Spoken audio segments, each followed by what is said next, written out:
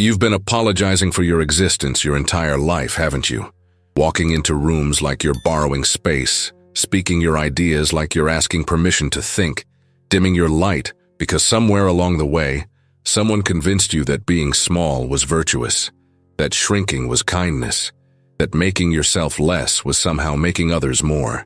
But here's what Machiavelli understood 5 centuries ago, what Carl Jung echoed in his exploration of the shadow, and what you're only now beginning to glimpse through the cracks in your carefully constructed facade of humility. The world doesn't respect what it cannot see, and you've been invisible for so long that even you've forgotten what your true size looks like. Let me tell you something that will cut through the comfortable lies you've been telling yourself. When you act small, when you minimize your presence, when you deflect compliments and downplay your achievements, when you apologize for having opinions or taking up space, you're not being humble. You're being cowardly. You're not being considerate. You're being dishonest. Because somewhere beneath that carefully cultivated smallness lives a part of you that knows exactly how capable you are, how intelligent, how worthy of respect and recognition. And every time you choose to hide that truth, you're not just lying to the world, you're betraying the most authentic part of yourself. Machiavelli wrote in The Prince that it is better to be feared than loved.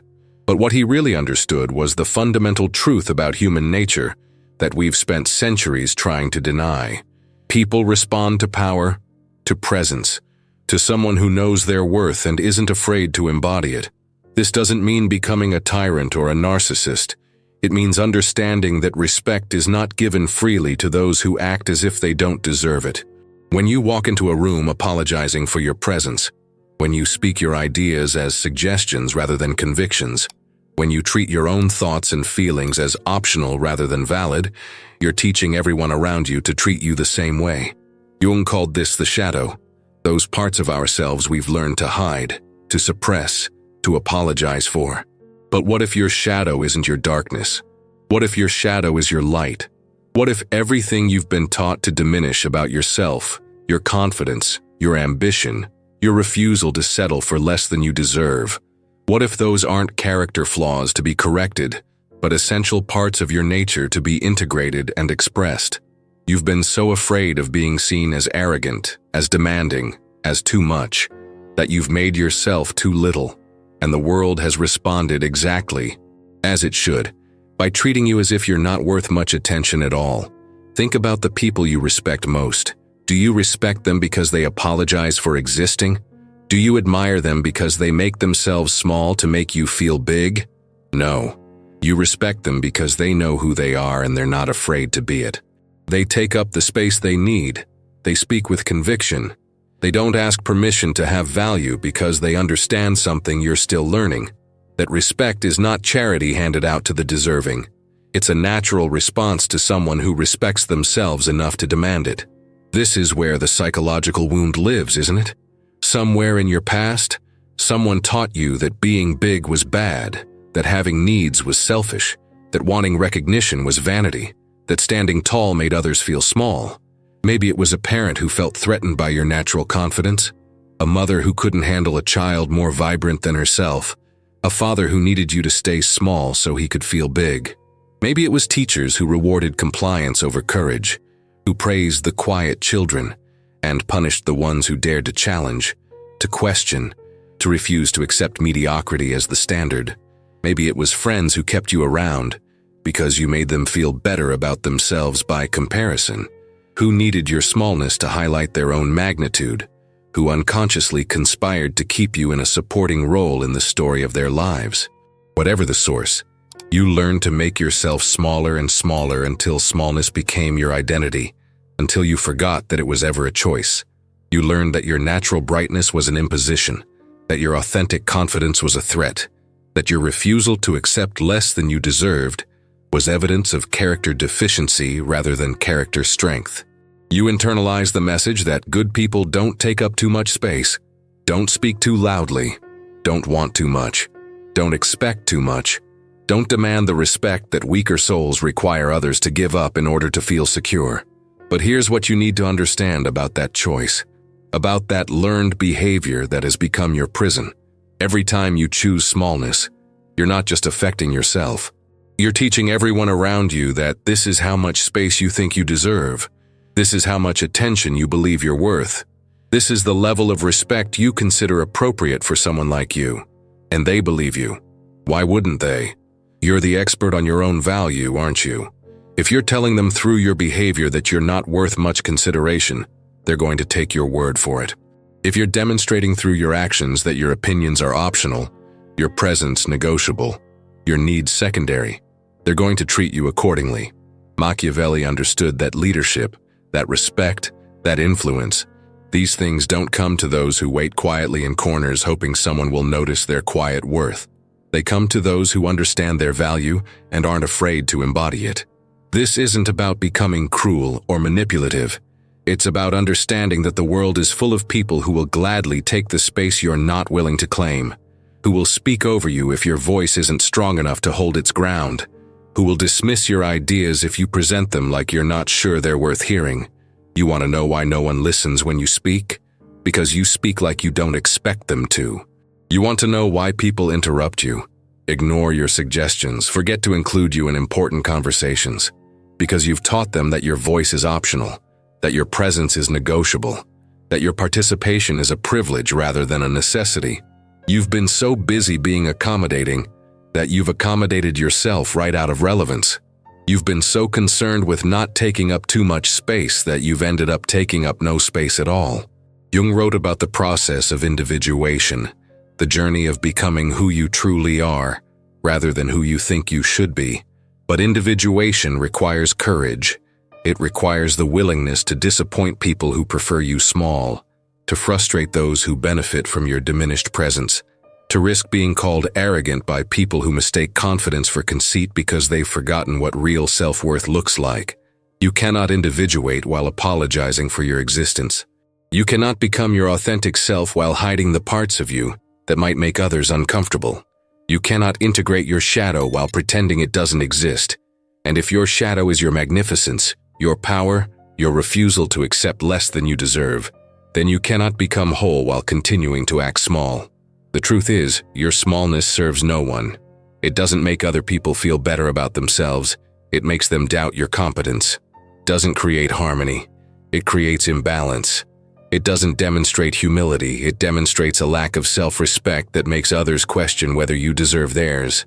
When you act like you don't belong in important conversations, people start to wonder if maybe you don't.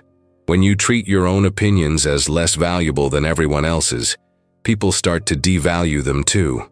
When you apologize for taking up space, people start to wish you would take up less of it. When you minimize your achievements, people start to question whether they were achievements at all. Machiavelli also understood something about human psychology that modern self-help culture tries to deny. That nice guys don't finish last because the world is cruel. They finish last because being nice often means being forgettable. Being accommodating often means being overlooked. Being humble often means being invisible. This doesn't mean you need to become ruthless or manipulative. It means you need to understand that kindness without boundaries is not kindness. It's doormat behavior. Generosity without limits is not generosity. It's self-abandonment.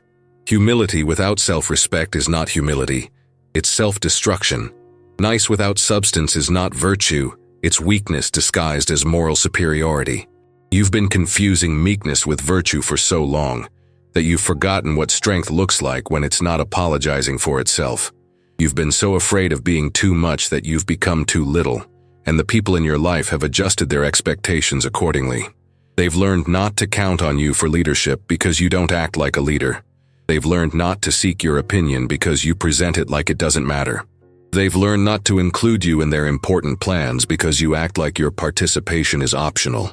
They've learned not to consider your needs because you act like you don't have any, or like having them is somehow selfish. But what would happen if you stopped? What would happen if you walked into the next room like you belonged there? What would happen if you spoke your next idea like it was valuable? What would happen if you stopped apologizing for having needs, opinions, ambitions, dreams that are bigger than the small life you've been living? What would happen if you started acting like someone worthy of respect, instead of someone grateful for scraps of attention? The people who truly love you, who genuinely want to see you thrive, They're waiting for you to stop hiding. They're waiting for you to stop making yourself small, because your smallness doesn't serve them either. They want to see what you're capable of when you're not spending all your energy minimizing yourself. They want to witness your full presence, your real opinions, your authentic power. They're tired of watching you dim your light to make others comfortable. They're exhausted by your constant self-deprecation, your endless apologies for existing, your refusal to claim the space and recognition you deserve. The people who benefit from your smallness, who prefer you diminished, who get uncomfortable when you start taking up the space you deserve, those people are not your people. Their comfort is not your responsibility. Their insecurity is not your problem to solve. Jung taught us that what we resist persists, but he also taught us that what we embrace transforms. You've been resisting your own magnitude for so long that it started to feel foreign, threatening, wrong. But your presence is not an imposition. Your voice is not an interruption. Your needs are not an inconvenience. Your ambitions are not an embarrassment. Your refusal to settle for less than you deserve is not arrogance, it's integrity. Your decision to stop making yourself small is not selfishness, it's self-respect. Your choice to embody your full power is not vanity, it's authenticity. Machiavelli wrote that everyone sees what you appear to be. Few experience what you really are. You've been appearing small for so long that you've forgotten what you really are. You've been so focused on not offending, not imposing, not demanding too much, that you've lost touch with the person who knows their worth and isn't afraid to embody it. That person is still there, underneath all the learned behaviors and internalized messages about staying small. That person is waiting for you to remember that respect is not something you earn through diminishment. It's something you command through presence. That person knows that influence is not something you gain by making yourself less threatening. It's something you develop by becoming more substantial. The world is not going to hand you respect because you've been patient and quiet and accommodating. The world is going to give you exactly what you act like you deserve. And if you act like you deserve to be overlooked, interrupted, and undervalued, that's exactly what you'll get. But the moment you start carrying yourself like someone who belongs in important conversations, who has valuable things to say, who deserves to be heard and considered and included, the world will start responding accordingly. The moment you stop apologizing for taking up space and start unapologetically claiming it, people will start making space for you. The moment you stop speaking your ideas like suggestions and start presenting them like the valuable insights they are, people will start taking them seriously. This is not about becoming someone you're not. This is about stopping being someone you're not. This is about remembering that the small, apologetic, self-diminishing person you've become is not your authentic self. It's your traumatized self, your conditioned self, your self that learned to shrink to survive. Your authentic self knows their worth. Your authentic self takes up space without apology. Your authentic self speaks with conviction and walks with purpose and refuses to make themselves small to make others comfortable. Your authentic self understands what Machiavelli knew, that respect comes to those who command it, not to those who beg for it. But here's the deeper psychological truth that both Machiavelli and Jung understood. When you act small, you're not just hiding from the world, you're hiding from yourself. You're avoiding the responsibility that comes with claiming your full power, the accountability that comes with acknowledging your real capabilities, the risk that comes with standing tall enough to be seen and judged and potentially found wanting. Acting small feels safer because it's harder to fail when you're not really trying, harder to be disappointed when you're not expecting much, harder to be rejected when you're not fully present to be rejected. But safety is not the same as security, and comfort is not the same as peace. The safety you've found in smallness is the safety of the prison cell, and the comfort you've discovered in diminishment is the comfort of numbness. You've traded your potential for protection, your power for the promise that no one will ask too much of you, because you've made it clear you don't have much to give. You've exchanged your magnificence for the mediocre peace of mind that comes with never having to find out what you're really capable of. Jung called this the unlived life, the parts of ourselves we never explore because we're too afraid of what we might find, too terrified of what others might think, too committed to the identity we've built around our limitations to risk discovering that those limitations were largely self-imposed. Your smallness has become comfortable, familiar, known. Your magnificence feels risky, uncertain, demanding. But individuation, becoming who you really are, requires you to risk the known for the unknown, to trade the security of smallness for the adventure of authenticity. Machiavelli understood that fortune favors the bold, but he also understood that boldness is not recklessness, it's clarity. It's the clarity that comes from knowing your worth and refusing to accept less. It's the clarity that comes from understanding that respect is not given to those who ask nicely. It's commanded by those who embody their value so completely that others cannot help but acknowledge it. It's the clarity that comes from recognizing that influence is not about manipulation. It's about presence, about being so fully yourself that others are drawn to your authenticity like moths to flame. Until you stop acting small, no one will respect you, not because the world is cruel, but because you're teaching them not to. Every apologetic entrance, every self-deprecating comment, every time you minimize your accomplishments or downplay your capabilities, you're providing a masterclass in how to treat you poorly.